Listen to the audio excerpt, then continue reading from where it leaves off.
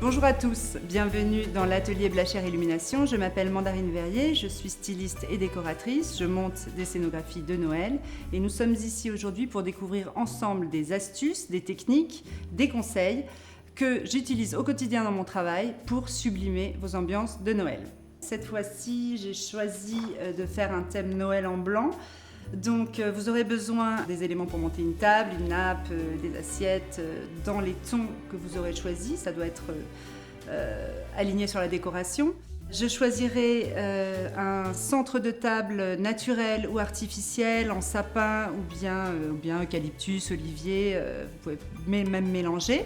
Dedans, je mettrai de l'illumination. Alors j'essaye toujours de choisir des guirlandes avec des piles pour pas avoir des fils qui pendent, des éléments de décoration, donc on peut aussi mettre des bougies, des pines de pin, des motifs de Noël, et puis quelques boules. Alors là il faut mélanger les tailles, les couleurs, les textures, donc on peut très bien avoir quelque chose en polystyrène tout simple, ou bien une boule en verre sculptée, un peu plus sophistiquée.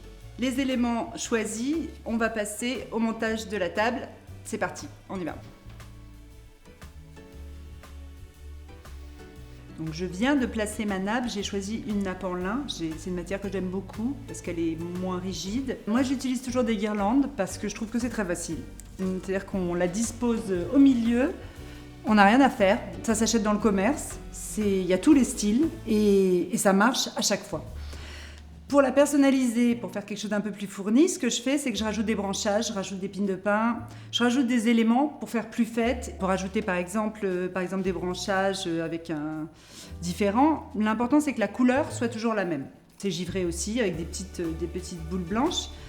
On le plante dans le branchage et on l'insère et on le mélange comme si, en fait, il faut l'entortiller à l'intérieur. Donc on fait ça un peu tout le long, on essaie de répéter les mêmes éléments. Voilà, donc déjà là, ça lui donne un peu plus de force. Et puis, on peut éventuellement rajouter des éléments naturels, du sapin naturel, de l'olivier. Alors là, ce matin, j'ai de l'eucalyptus. Donc, il y en a toutes les saisons en plus, c'est quelque chose de facile à trouver. C'est accessible, donc voilà, je coupe des petites branches d'eucalyptus et même chose, on les insère dans la guirlande. C'est très facile. Ce qu'il faut, c'est vraiment le mélanger. Le fait de mélanger naturel et artificiel donne du volume, donne plus de fraîcheur, plus de réalisme à la guirlande.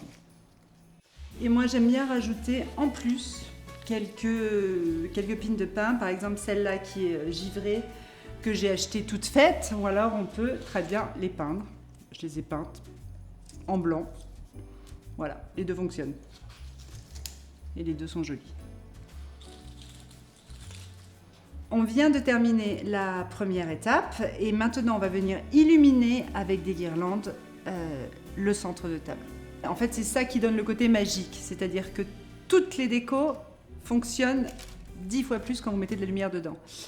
J'ai une préférence pour les guirlandes à piles qui ne dépassent pas de la table. Les gens ne se prennent pas les pieds dedans, donc je préfère. Ensuite, il y a toutes sortes de guirlandes. Il y en a des plus compliquées avec de la déco dessus, ou bien des choses très simples. Les deux fonctionnent. Moi, personnellement, celle que je préfère, c'est la micro LED. Pourquoi ? Parce qu'en fait, elle est complètement malléable. Je peux la... Par exemple, là, j'en ai un bout. Je peux la tordre, je peux vraiment l'insérer dans la guirlande. On l'enroule en fait dans le branchage, dans les feuilles.